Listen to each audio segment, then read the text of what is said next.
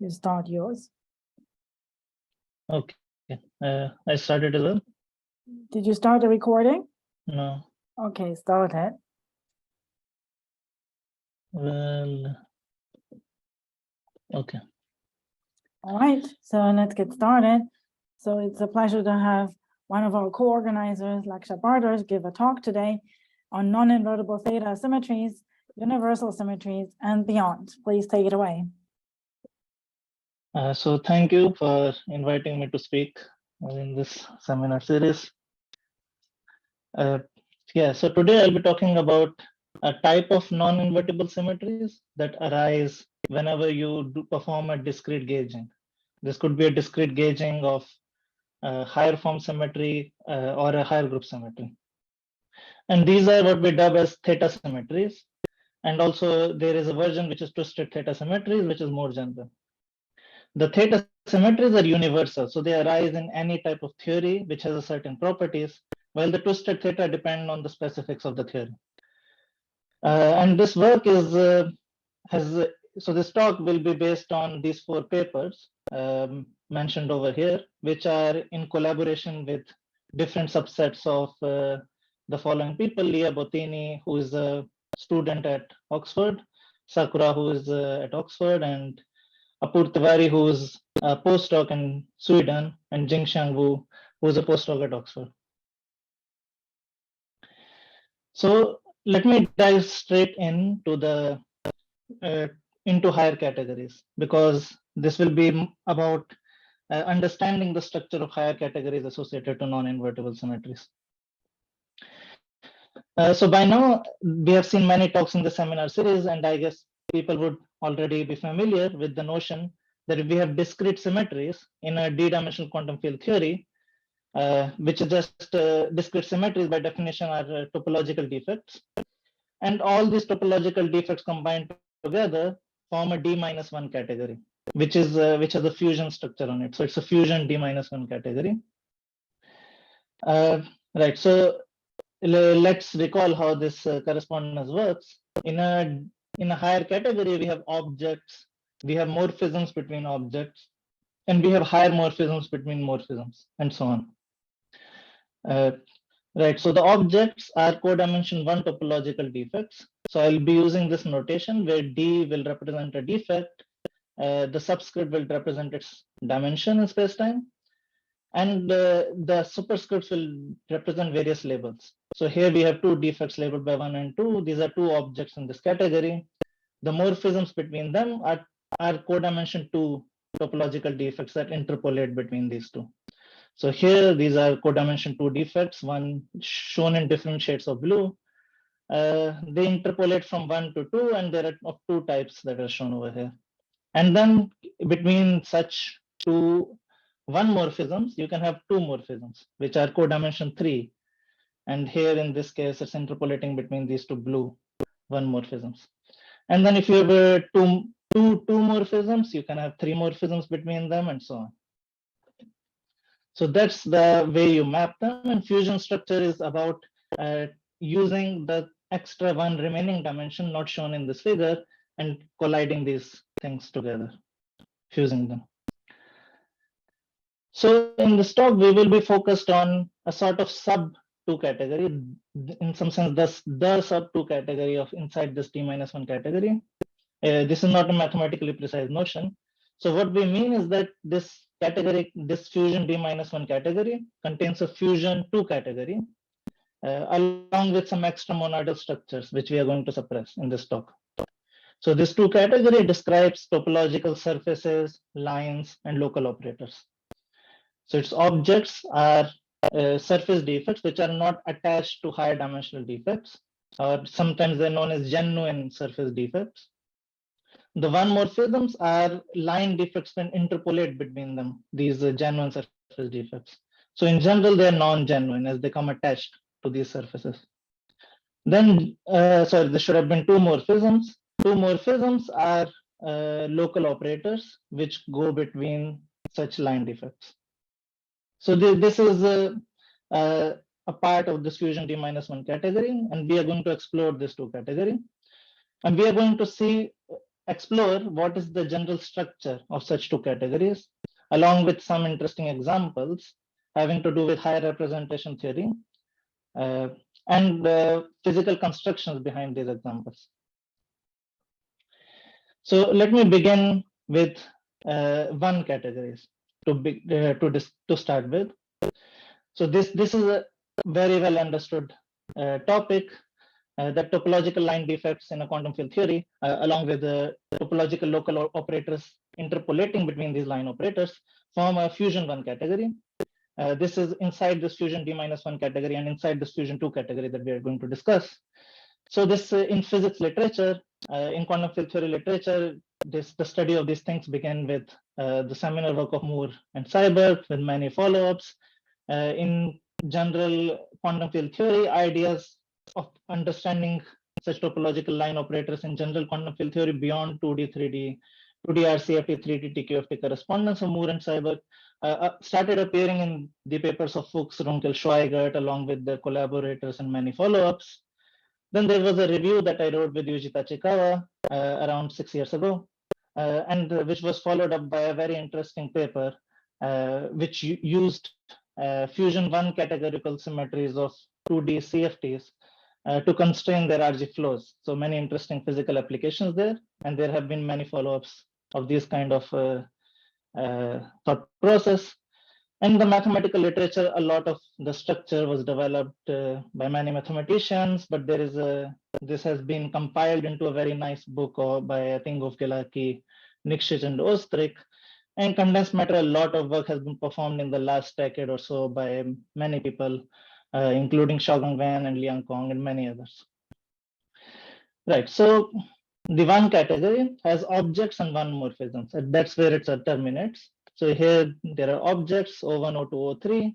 The morphisms are represented as arrows, and there's a property that you can compose these. So once you're given 2 arrows, you can find a composition arrow. On top of that, this is a fusion 1 category. So there is a tensor product on the objects and the morphisms.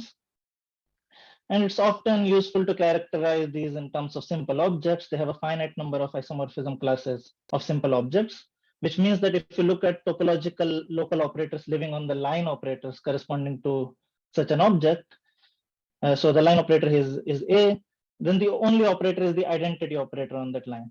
There are no other non-trivial operators. You can take a multiple of it at most.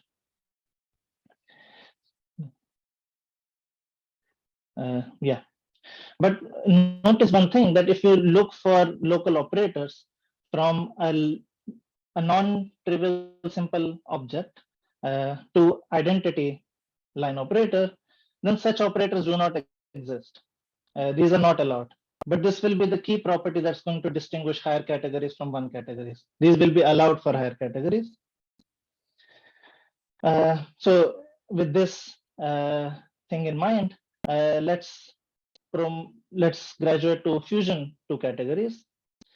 So in the mathematical literature, a precise definition of fusion 2 categories appeared in the recent work of Douglas and Reuter. Hugh Johnson-Fried has written many papers concerning fusion 2 categories and higher categories. In the condensed matter literature, again, there has been a lot of work that has been going on in the past half a decade or so. And this talk is going to be based on these new developments and thinking of these as symmetries in quantum field theory, which appeared in these recent papers. So a 2 category is going to have objects, 1 morphisms, and 2 morphisms. So we not only have arrows between these objects, but we have some arrows between the arrows, shown here as double arrows. And then there is a tensor product structure on top of them. So now the objects are surfaces, 1 morphisms are lines, and these 2 morphisms are local operators. So there are 2 ways of fusing line operators now. You can either compose these, since they're now arrows, you can compose them, or you can take this tensor product. So this is one very important feature to keep in mind when studying fusion 2 categories. So here, this is in terms of topological defects, what the 2 different kinds of fusions are. So here we have two different lines A and B interpolating between three surfaces. We can fuse them along the surface direction, which is the composition law in this category. And it can also be understood as a fusion rule along the surface B, which disappeared in this fusion. Or you could use the third direction that you have and fuse this A and B along this third direction. Then the fusion 8, which is written as A tensor B, is a line operator between the fused surfaces. Okay. So are there any questions at this point? Okay, if not, let me continue. So recall that earlier I talked about the fact that for fusion 1 categories, we do not have morphisms to identity from a non-identity object, simple object. But this is allowed for 2 categories. So here is a diagram of what this means. We have a simple surface A, which means that there is only a single topological local operator living on the surface, which is a multiple of identity. And there can exist non-trivial topological line operators, which can act as boundary conditions for this topological surface operator. So in very general abstract terms, such surfaces or such defects in general, which admit topological boundaries, are known as condensation defects. And here A is a condensation surface defect. So what this means is that we can understand, we can construct the surface as by gauging some topological line operators inside this category along the surface locus in spacetime. Or said more formally, these lines form a fusion 1 category, which can be obtained from our 2 category C by looking at endomorphisms of the identity object. That means morphism from the identity object to itself. So more generally, if we have 2 different simple surfaces A and B, such that there exists a topological line operator between them, then we can express one of the surfaces, we can obtain one of the surfaces from the other by gauging symmetries localized along the other surface. So in this case, if this is the situation, then A can be obtained by gauging symmetries localized on B. And by these I mean that you gauge topological line operators that live on the surface B. So they are endomorphisms of the object B inside this 2 category, and you perform a gauging of this on the surface B. Then you can write A in this form. So let's look at an example, a concrete example of these condensation surfaces. So pick any d-dimensional quantum field theory which has a d-2 form symmetry given by a group Z2. So that means that we have a Z2 valued topological line operator, and let's call it d1 minus.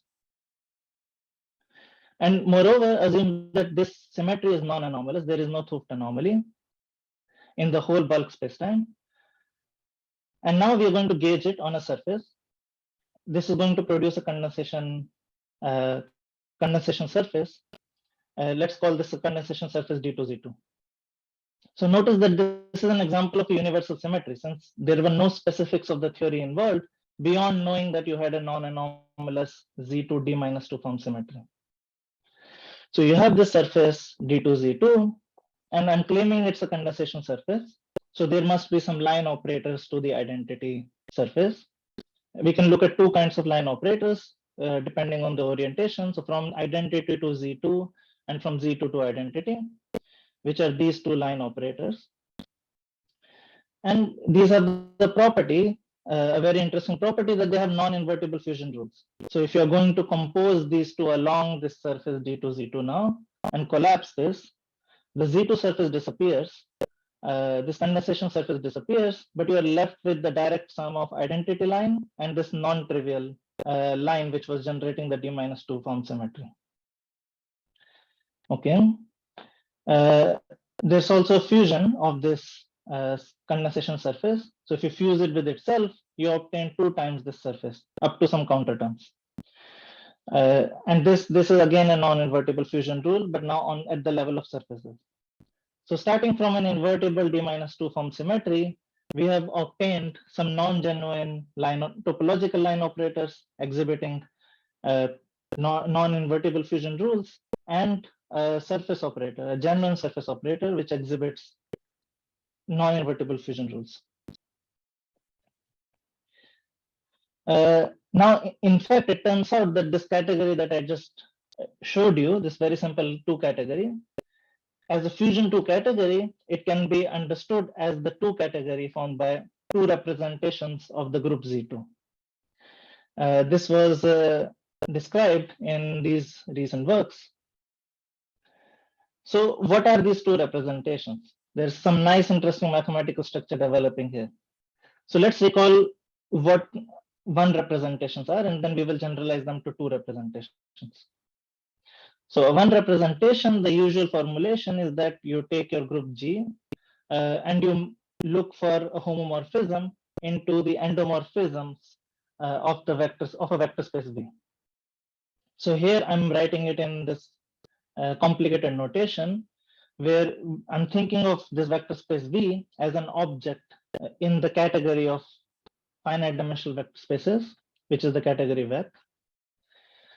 And then you can see that there is an interesting generalization that can be performed. So you can think of a more general 1 representation as a map from group G into endomorphisms of an object in a category, in any 1 category. Okay, this is not very relevant. So let's stick with our first definition and let's try to generalize this. So the generalization, which is 2 representations, admits the following definition. So you start with not a group, which can be thought of as a 0 category, but rather a 1 category. Now, this 1 category is CG. I will describe it later. So there is a canonical category that can be constructed, a monoidal category that can be constructed from the data of a finite group G.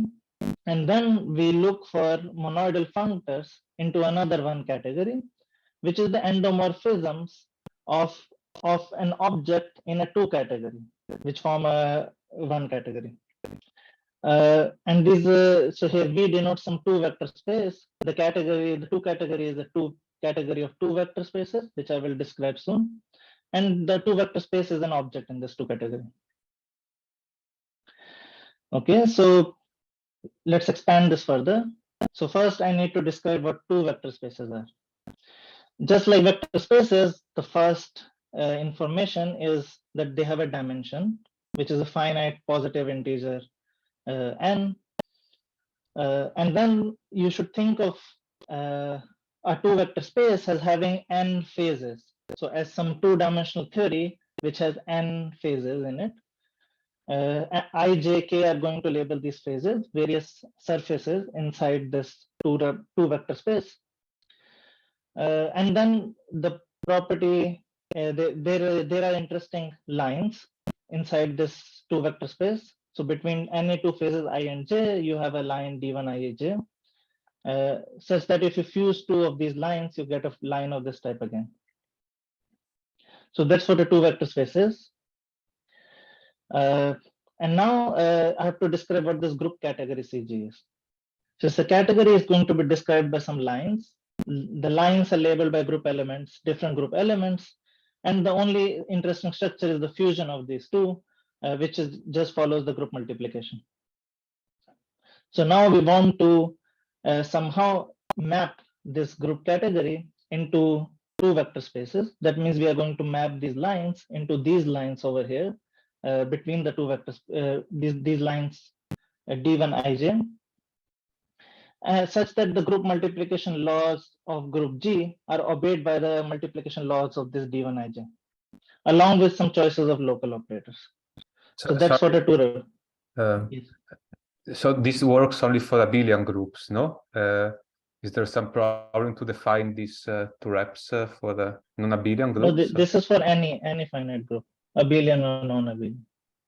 Ah, okay, because we're in 2D. Yeah, sorry. Okay, Yeah. okay, thanks. Right.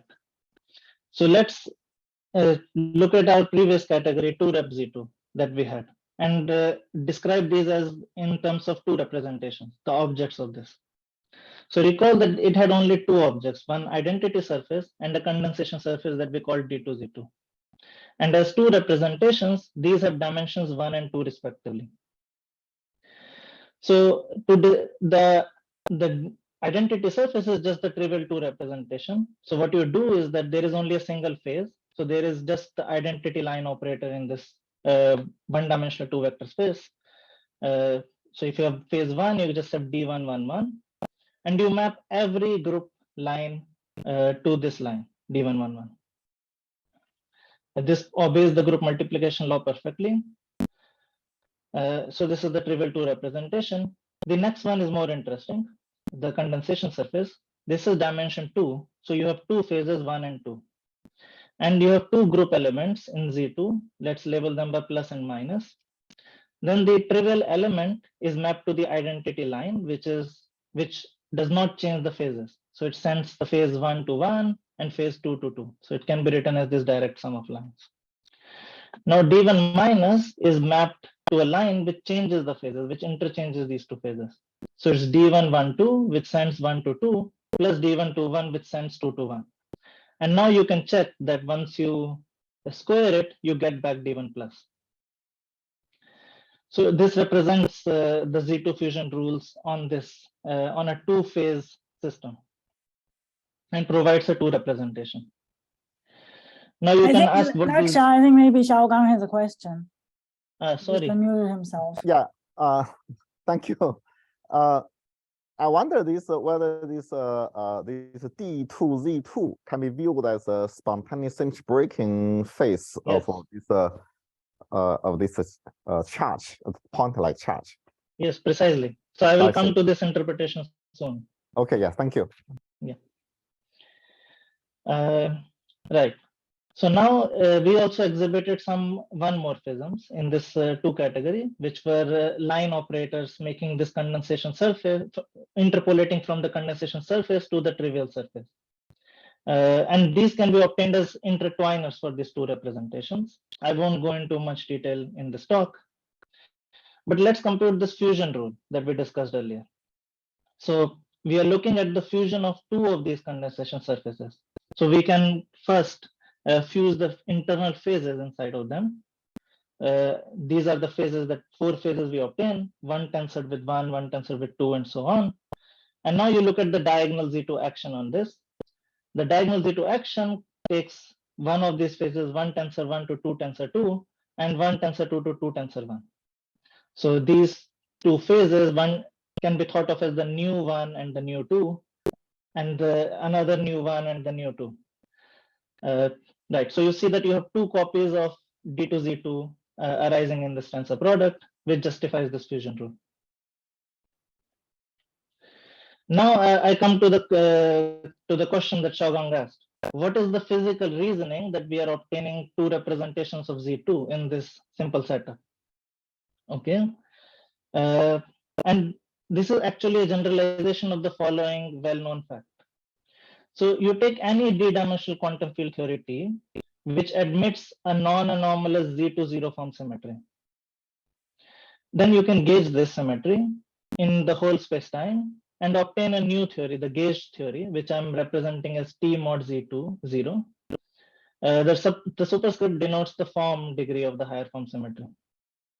Then it's well known that this admits a D-2 form symmetry because you obtain Wilson line operators for this Z2 that you have gauged. And these Wilson lines generated D-2 form symmetry. So there is a canonically this D-2 dual symmetry, often known as a dual symmetry, can be canonically identified with rep Z2 because Wilson lines for Z2 form are labeled by representations of Z2. Okay, so 2 rep Z2 in fact can be thought of as a generalization of dual symmetries, that you actually obtain more dual symmetries. It's the full set of dual symmetries if you consider topological operators up to dimension 2. So if you ask what what surface operators I obtain for free in this gauging process, along with the line operators, they form this two category. So this is universal. It does not depend on the specifics of the theory T beyond the fact that it has a non-anomalous Z2 zero form symmetry. And as I will describe soon, this can be thought of as a generalization of theta angle. And due to this reason, we will call them as theta symmetries. So let's review theta angles, and then we will generalize them. So theta angle can be thought of as follows. We have our theory T, which has a Z2 zero form symmetry. Then we can stack on top of it a d-dimensional SPT phase, which is protected by Z2 zero form symmetry. So what this means is that this is an invertible TQFT, which is trivial if you forget about the symmetry. But if you remember the Z2 zero form symmetry, it's a non-trivial invertible theory. And then you can stack it on top of the theory T and choose the new Z2 zero form symmetry to be the diagonal one, and then gauge it. Then the gauge theory is often denoted as follows, that you have, so the first piece is the theory T mod Z2, which was just the gauging without involving the SPT phase, plus a theta angle, which is added to the Lagrangian of this gauge theory now. Okay. So now we can generalize this construction to higher codimensions. So instead of using stacking by theories which were d-dimensional or zero codimensional, let's use higher codimensional theories. So what I can do is I can pick any p-dimensional where p is less than d, the spacetime dimension, any Z2 symmetric TQFT, a p-dimensional TQFT, Z2 symmetric without any Thupft anomalies, and I stack it inside the world volume of my theory T. And then I can do a diagonal gauging throughout the whole space-time. Then what I obtain is the topological defect, which is glued now, which cannot be removed from it. So on the left-hand side, the theory could have been removed. The TQFT could have been removed from the physical theory. On the right-hand side, these two are glued together by the gauging process. So this topological defect cannot be removed from the theory T mod Z2. So in this way, we construct topological defects or symmetries of what we call theta symmetries of the gauge theory T mod Z2. Okay, and for this condensation surface D to Z2, the 2D TQFT, so this is a surface, we need to add a 2D TQFT. This is precisely the 2D Z2 gauge theory, which can be thought, which has a Z2 zero form symmetry because we have gauged a Z2 zero form. We obtain a dual Z2 zero form in the 2D Z2 gauge theory, which spontaneously breaks in this theory. So as precisely as Xiaogong said. So this is a spontaneous symmetry breaking phase of Z2 symmetry.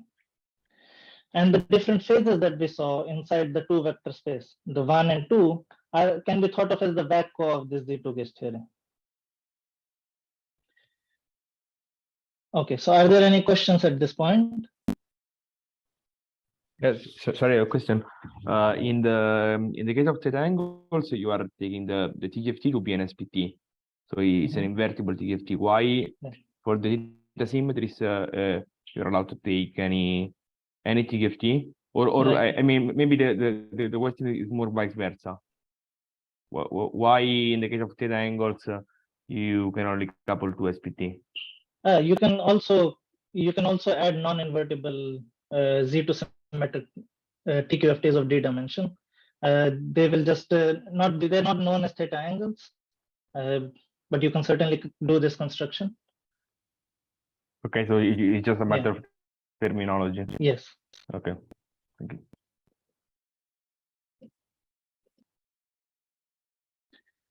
Okay, so based on this procedure, we can actually now describe the full structure of two representations of an arbitrary group G, a finite group G. So what the physical context we have in mind is we have a quantum field theory in any space-time dimension, which admits a G zero form symmetry, which is non-anomalous. And we are going to gauge it, and this will provide for us for free a two categorical symmetry in the gauge theory. So it's a universal symmetry, and this two category will be the two category of two representations of this group. So let me describe what the simple objects of this are. So the simple objects are classified as follows. You first choose a subgroup H inside your group G, along with an element inside the second group cohomology with the coefficients in U1 of this of the chosen group H. Physically, this is a very neat interpretation. So the subgroup H is the subgroup that is going to be spontaneously unbroken in each vacuum. So G mod H in some sense will be broken, which will go through between different vacua of the 2D TQFT that you are going to stack in this gauging procedure that we discussed. Right, so this classification is the classification of G symmetric 2D TQFTs that can be stacked and produce symmetries. Okay, and this element sigma is a 2D SPT phase, because once a subgroup H is spontaneously unbroken in a vacuum, this can give rise to an SPT phase in that vacuum. So this is a choice of an SPT phase for that, for the unbroken symmetry. Okay, but how does this relate to the condensation defect story? So there are general arguments for non-abelian groups which involve gaugings of non-invertible symmetries, since topological lines are rep G, and rep G for non-abelian groups is a non-invertible. So it involves some non-invertible gaugings. But for abelian G, everything is invertible, and you can give a precise concrete description of this gauging procedure. So for abelian G, this one of these TQFTs can also be expressed as a usual discrete gauge theory. And this is a discrete gauge theory for a subgroup, which I'm denoting here as curly H hat, not to be confused with this straight H, inside the group G hat. So G hat is the Pontryagin dual for this group G, or the group formed by one-dimensional representations of G. We choose a subgroup of this. This is a gauge theory based on this group, along with some theta angle. And here theta angle is a choice of an element in the second group cohomology of curly H hat with coefficients in U1. Okay, so this is a very precise construction, and this tells you how to construct these defects as condensation defects. Because after gauging G, you obtain a D-2 form symmetry, which is described by the representations of G, which are precisely the group G hat, the Pontryagin dual group. Then you choose a subgroup of these topological lines given by curly H hat, along with a choice of SPT, a two-dimensional SPT, that you are going to gauge this symmetry on a surface. So this provides a concrete realization of this as a condensation defect.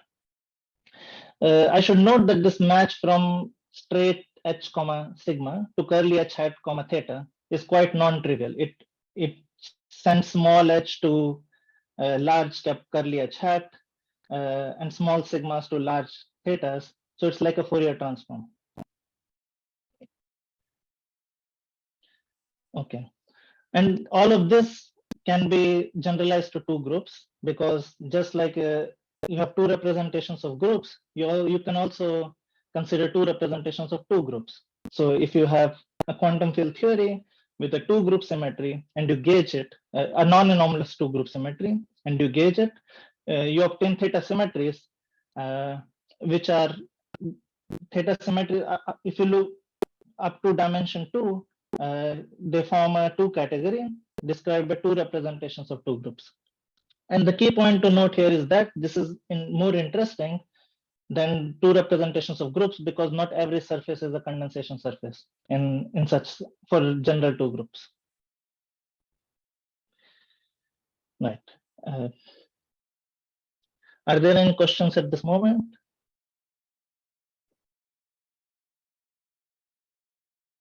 Okay, if not, let me move to the discussion of some non-universal symmetries which depend on the specifics of the theory. And these are what we will call as twisted theta symmetries. So these will borrow ideas from the previous construction of theta symmetries that we just discussed, and will along with that there will be a twist which will be theory dependent. Okay, so in the construction can be divided into the following steps. So first of all, you pick in the theory before gauging, we are again going to try to gauge some zero form symmetric group G. In the theory before gauging, you pick some symmetry described by a p-dimensional topological operator dp. So I should say that this can be non-topological as well. So the construction, this twist dp can be a non-topological operator, and at the end of it, you will obtain a non-topological defect after gauging. But if you are considering symmetries, then you want this to be topological. Okay. Now comes the theta part after choosing the twist part, which is a TQFT. So this is a TQFT without any symmetry, unlike the previous case where we had TQFT with a G symmetry. So we add a TQFT of the same dimension P, let's call it TP, on top of DP. And as we stack these two, we obtain a new defect of our original ungauged theory. Let's call it DPT. Okay, so far we have not even talked about any symmetries, but now we are going to bring symmetries into the game. So what we want is we want to somehow symmetrize this defect, or pick a coupling of this the fields living on this defect to the background gauge fields in the rest of the bulk of spacetime. Okay, this involves complicated combinations of some topological operators along with some junction operators. So some topological operators living on this defect DPT, along with junctions of operators living at the junctions of DPT with the symmetry generators for G. Okay, I won't go into the full details of this, but let's say such a coupling, let's call it curly S. So first of all, such a coupling may not exist. For a choice of DPT, it may not be possible to symmetrize it. So there might be obstructions to doing so. The simplest obstruction is a 't Hooft anomaly for the symmetry G, localized on the world volume of this p-dimensional defect. This can be easily cured. You simply stack by some TQFT, which has the inverse anomaly for that symmetry, and modify it slightly. Okay. There can be more complicated obstructions. For example, symmetry fractionalization. So what might happen is if you try to realize your symmetry on top of DPT, the group multiplication law of G won't, so these operators won't close the junction operators of DPT along with the symmetry generators. So you won't obtain a G symmetry, but some larger group. So you won't be able to gauge G in this way. That's a more complicated obstruction, but this can also be cured. So what you can do is you can add some TQFT which has just some large enough number of vacua on top of this, and you can mix these vacuas in the symmetry action, and this restores your larger group back to G, and then you can gauge. We will see examples of both of these situations later. Okay, so on the other hand, for a fixed DPT, there might be multiple couplings that exist. So you might have different topological operators on DPT that you can combine with the junctions to produce different couplings. And in this case, it's useful to define the notion of a G symmetric defect in the theory before gauging. And a single DPT can produce multiple such G symmetric defects, and we put the coupling curly S into the labeling for it to denote that.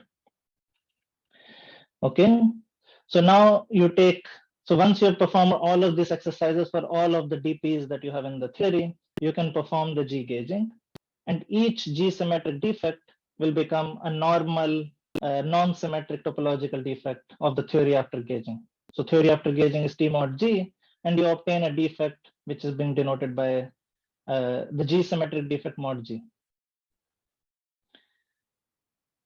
Okay, Are there any questions about this general procedure? I will come to the examples in a moment. Sorry, question.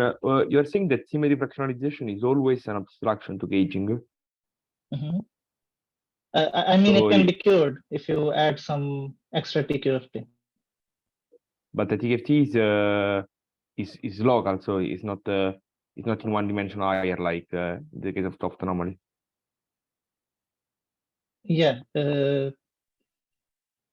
Sorry, but I mean, Toft anomalies are abstraction to gauging, and you can cure them by attaching an SPT which lives in one dimension more. Symmetry fractionalization is not the same about Toft anomaly, right? right. So as Nati pointed out last time, this is a confusion that we should avoid. So a theory can have Thooft anomaly, but does not need to be attached to one higher dimensional theory. It's just if you couple it to background gauge fields in the same dimension, and you perform the gauge transformations for the background gauge fields, the partition functions change by a phase. And if you couple it to one dimension higher, these phases can be cancelled. So you can obtain a gauge invariant, background gauge invariant system by coupling to one dimension higher. So here I'm not coupling to one dimension higher system. So I find a defect DPT which has a Thooft anomaly. So it admits when you do gauge transformations, you will find some extra phases. But then you add a theory, a TQFT, which produces opposite phases of the same dimension, a TQFT of the same dimension. And so the tensor product will have no phases. So from this point of view, Toft anomalies and symmetry fractionalization are the same.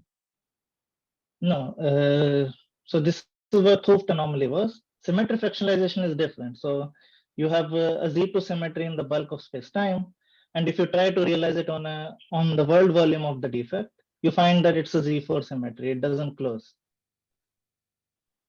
So the picture is something like this. If you see on the bottom over here, you have two surfaces which are implementing a symmetry on a line. And as you fuse, these are Z2 in the bulk, but as you fuse them on this line, you are left behind with a non-trivial operator. Yeah, I see, but essentially what you're saying is that from the point of view of the abstraction to gauging, symmetry fractionalization and Toft anomaly gives you like the same constraint. No different constraints, because in the case of Thooft anomaly, I add a TQFT with opposite Thooft anomaly. In the case of symmetry fractionalization, I add a TQFT with some number of vacua, some multiple vacua. Okay. Yeah. So in one case, the G action factors as a G action on the TQFT and on the defect. And in the other case, the G action mixes the two things together. Okay. Yeah. Thank you. Okay. Are there any other questions? Okay. If not, let me move to examples of this. So here is one simple example. Let's try to gauge a Z2 times Z2 by gauging two Z2s. So we are going to start from T, and ultimately we want to reach T mod Z2 times Z2. So everything will be a theta symmetry in the end, which we know just from the Z2 times Z2 representation category. But we are going to try to reproduce it by gauging a Z2, a residual Z2 in the theory obtained after gauging one of the Z2s. So we gauge one of the Z2s, go to this theory T mod Z2, and there is a residual Z2 zero form symmetry remaining, and we will try to reproduce the Z2 times Z2 answer in this way. And we will see that not everything will be theta. There will be some interesting new twisted theta defects that will arise in this gauging procedure. Okay, so let's begin on the left. We have a theory with a Z2 times Z2 symmetry. These are just, so I'm imagining I have a three-dimensional theory from this point onward, not a D-dimensional theory. So Z2 times Z2 zero form symmetry is then going to be described by some topological surfaces in three space-time dimension. So we have the four elements inside the Z2 times Z2, the identity, and the 3 Z2 elements, which are labeled as S, V, and C. And we are going to gauge the Z2 described by D2V. This is just a choice. You could have chosen some other one. So what happens? So from identity, we know that we just simply stack a TQFT on top of nothing and produce defects. So this is going to give rise to a copy of 2 rep Z2, just the theta symmetries. So this will be the identity and the condensation surface D2Z2. From the S surface, we are going to again obtain a copy of 2 rep Z2, but dressed by this factor S. So this will survive as a residual symmetry, Z2 element D2S, and a fusion of the condensation with this. So D2S Z2, which can be obtained by condensing on D2S. And from the V and the C surfaces, we are not going to obtain any new surfaces because we are gauging V, and left multiplication by them by V converts C into S and V into identity. So these things are already taken care of. Okay, so this is the category for T mod Z2. It has 2 copies of it's a Z2 graded 2 rep Z2. And now we are going to gauge the residual Z2 generated by the S surface over here. Okay, so let's first look at the theta piece. So from the theta piece, we know the identity is going to give rise to identity and the condensation surface, which we are calling D2Z2V. And similarly from, okay, that's it, but there is another one. There is another surface that we obtain, D2 minus. So how do we obtain? This is a twisted theta surface. And this arises from the fact that this theory, because it came by gauging Z2, this had an extra line operator, a topological line operator, which I'm calling D1V. And as you take the identity surface and you try to implement D2S symmetry on it, you can choose either the trivial interface where S just passes through the identity, or you can put at the interface the D1V line. In both cases, the Z2 is going to be represented nicely on identity because 2 S junctions, when you fuse them, they will disappear since the V line is also Z2 value. So if you make this non-trivial choice with V line attached at the junction, you obtain this new one-dimensional surface D2 minus, which generates a Z2 symmetry, zero form symmetry in this theory. Okay, how about now? So we know that we can disregard the surface S because it's the same as identity by left multiplication, and SZ2 is the same as Z2. So we just need to consider the Z2 surface now. So again, the same argument follows. So if you just take the Z2 surface and you try to make it symmetric, there are 2 possibilities. There are 2 choices of junctions which are distinguished by a non-trivial Z2 line operator living on this surface, this D2Z2 surface. And these give rise to the 2 surface Z2S and Z2C. So notice that if we were not taking into account extra line operators and just doing the theta logic, we would have only obtained one of these surfaces.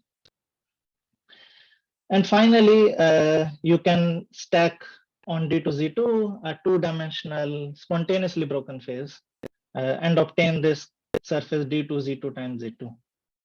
So from the Z2 times Z2 point of view, these are obtained as theta symmetries as follows.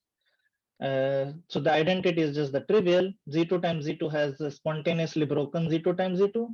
These Z2S, V, C have spontaneously broken as Z2S, C, and V symmetries in the Z2 times Z2 symmetric TQFT that you stack.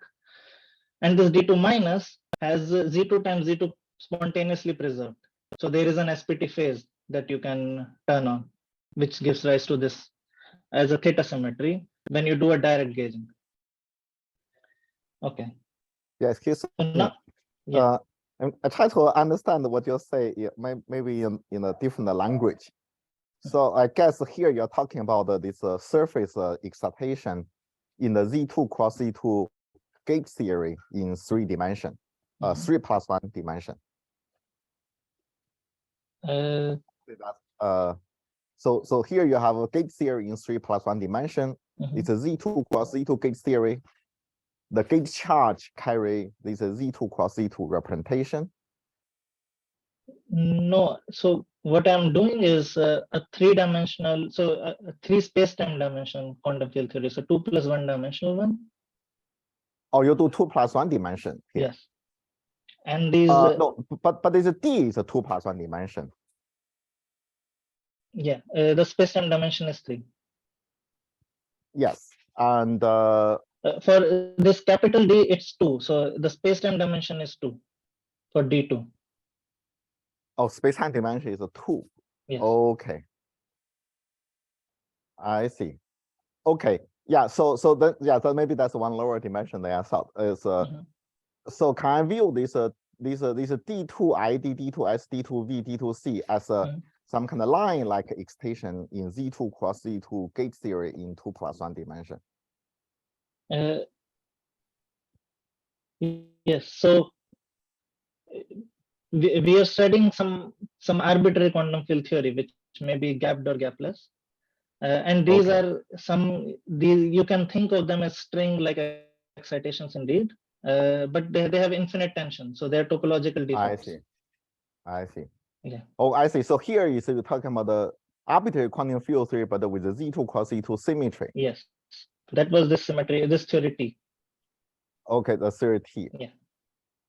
Okay, okay. So D2, this just this symmetry twist defect in this quantum field theory. I see. Right. Right. So in condensed Okay, matter, okay. these defects are known as twist defects. Yeah. Right. And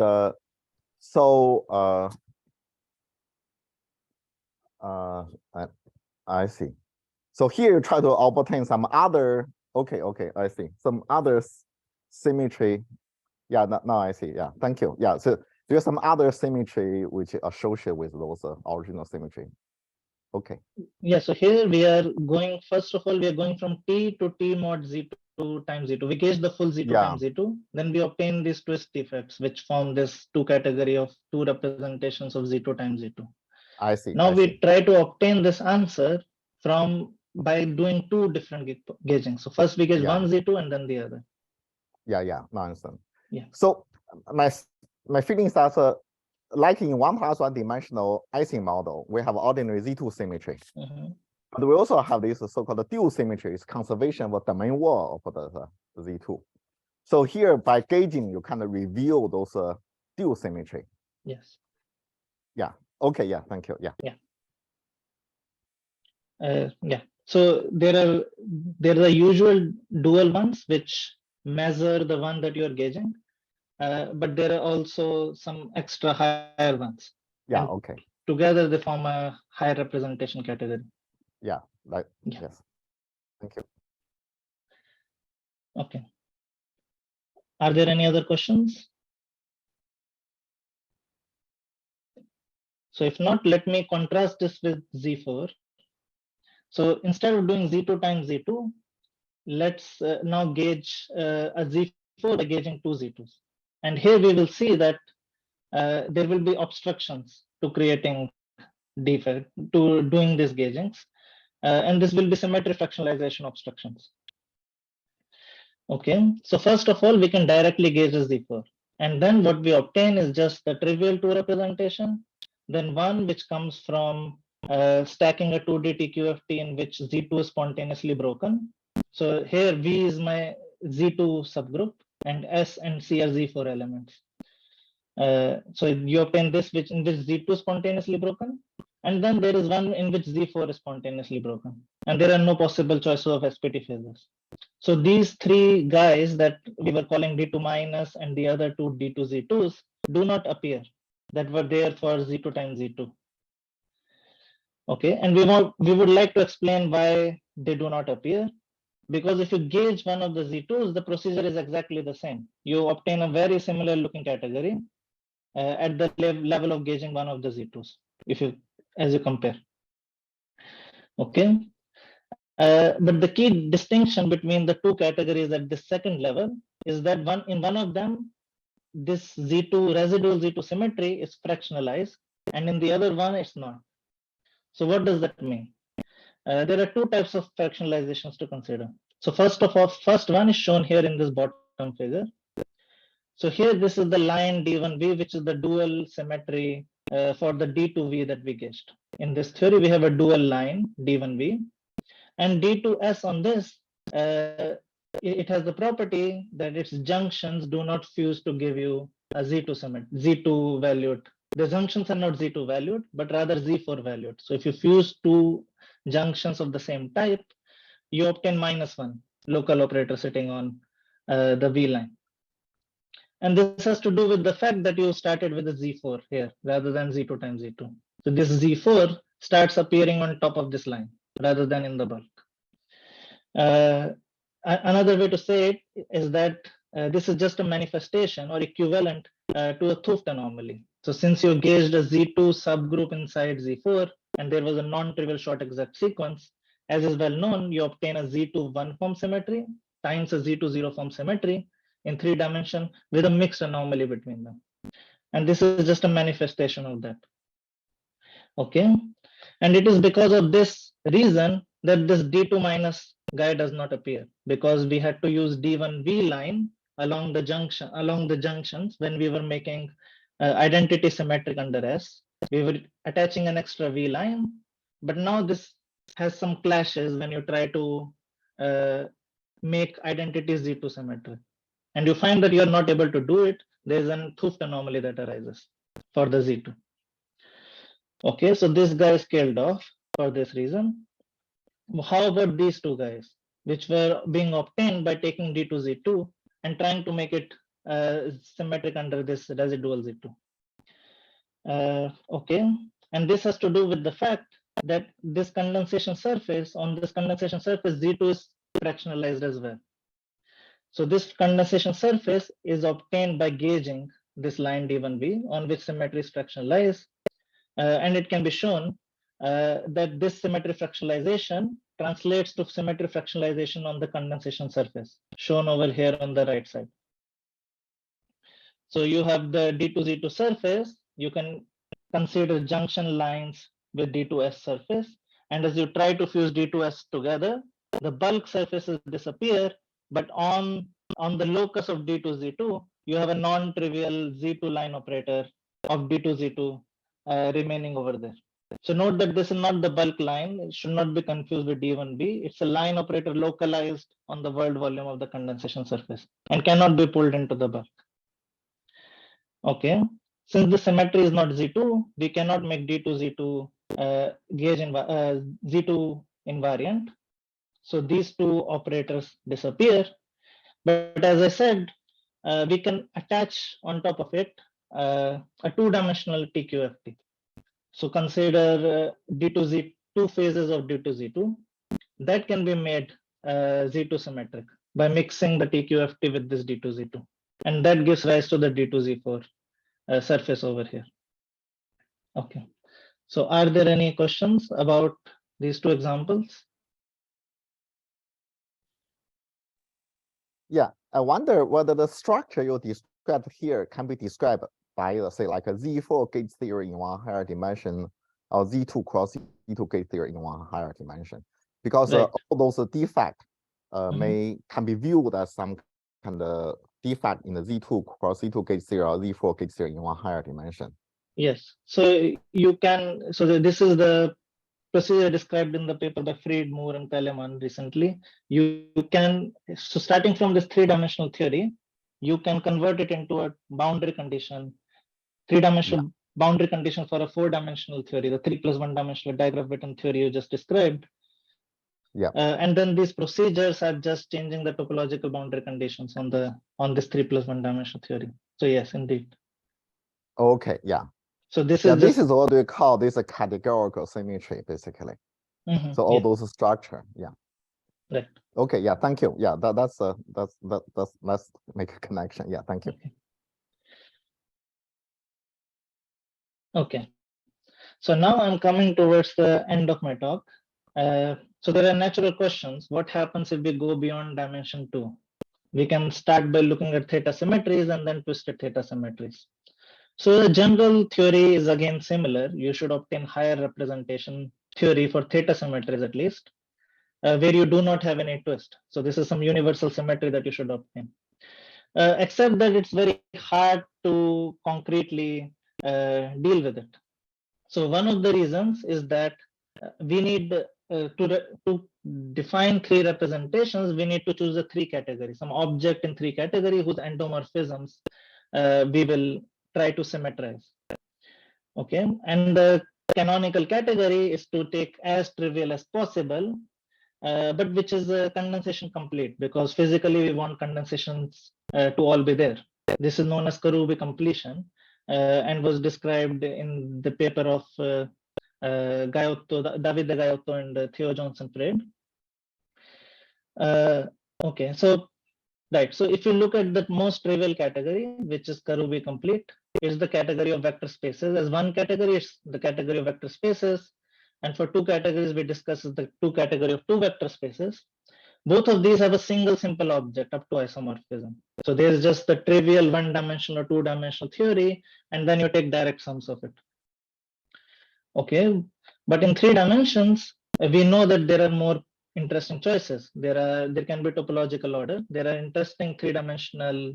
There can be these interesting modular tensor categories which describe 3D TQFTs. Right, and as a consequence, if you look at if you start with the trivial 3-dimensional theory and add all condensations, things that can be produced by gauging it, into your 3 category, then you obtain an infinite number of isomorphism classes of simple objects. So already at the level of objects, you need to begin with an infinite amount of information. So another way to say it is that this 3-vec comprises of 3D TQFTs that admit a Turaev-Viro construction. So isomorphism classes of simple objects can be thought of as Morita equivalence classes of fusion categories. Right, and then you want when we will now we take a d-dimensional QFT, gauge a G symmetry, then and look at all the 3-dimensional topological operators and lower that we can obtain for free in this. They will form such a complicated category which has an infinite number of simple objects. Yeah, we can call them 3 representations of this group G. Okay, and they physically correspond to different ways of G symmetrizing such 3D TQFTs without any anomaly for the G zero form symmetry. Okay, then there is another subtlety that is involved. So we can instead of studying QFTs, we can study spin QFTs. Then there are more options of stackings that are involved. These stackings are some 3-dimensional TQFTs, which can be used to construct theta or twisted theta defects. And in fact, you can choose any 3D TQFT whose chiral central charge C minus is a multiple of half. And then, so this condition means the following thing. So any 3D TQFT specified by a modular tensor category is actually a boundary condition because it has a gravitational anomaly, which is captured in terms of the chiral central charge. So it's a boundary condition of an invertible 4D TQFT. But if you're dealing with spin theories, then on spin manifolds, this 4D TQFT can vanish if this condition is specified. So they, instead of giving rise to 4-dimensional objects with a 3-dimensional boundary, such 3-dimensional TQFTs give rise to 3-dimensional topological operators.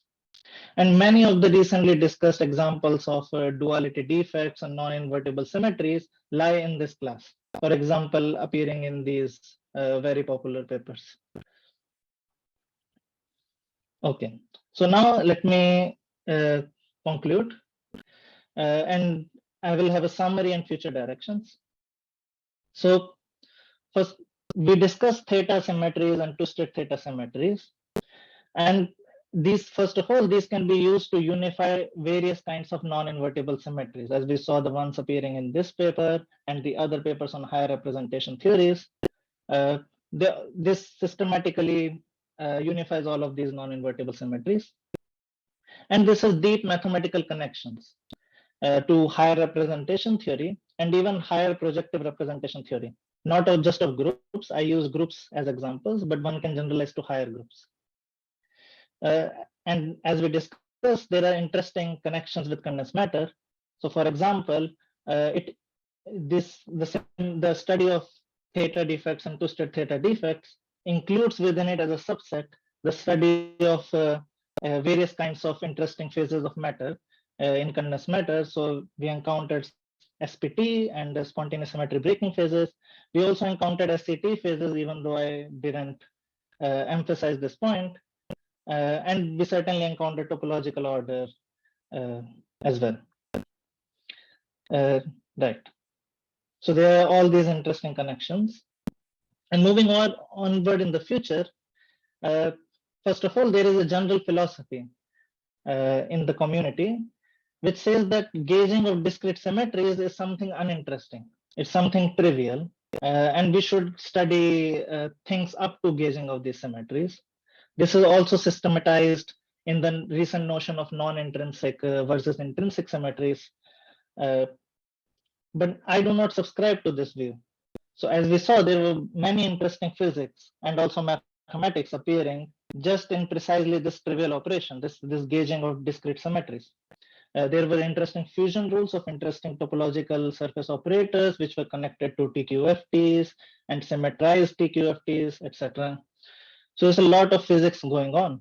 And certainly, if you're using your non-invertible symmetries to constrain infrared physics, it is important to know what precise global form of symmetries you're starting with. So gauging of discrete symmetries in the ultraviolet have a strong impact in the infrared.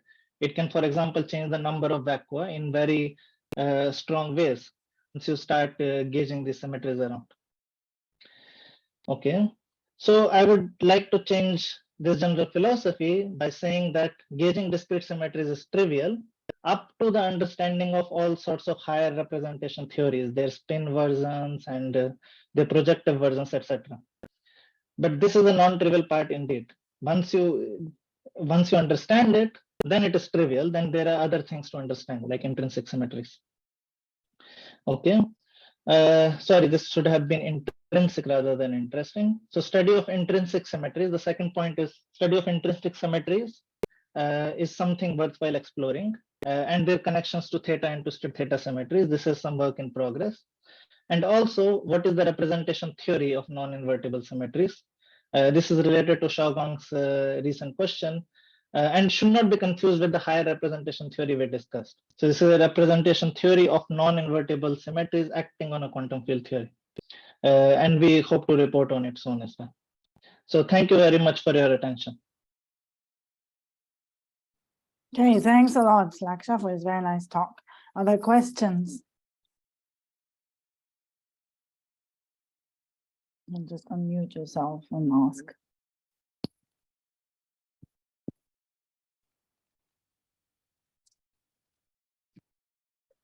No questions?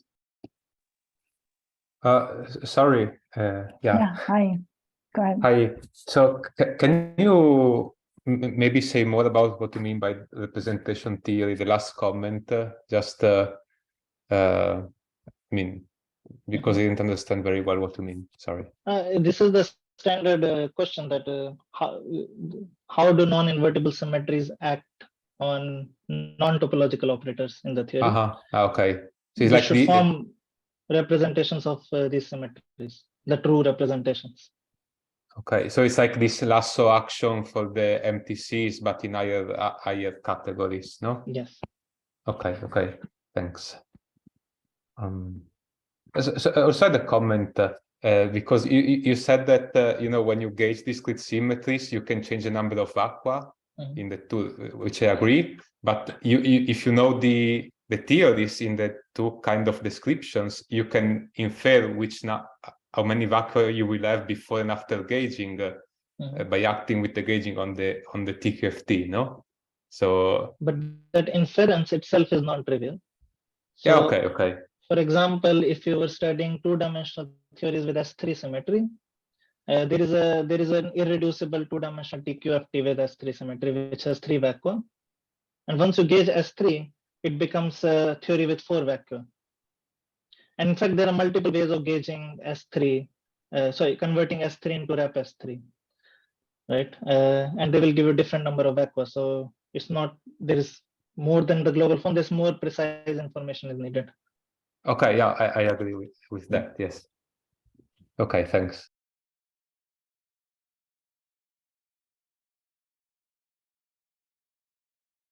Right, so just to clarify, in my previous example, it's very hard to see why gauging a group with 6 elements is converting a number 3 vacuum into number 4. There's no direct connection as is for abelian groups.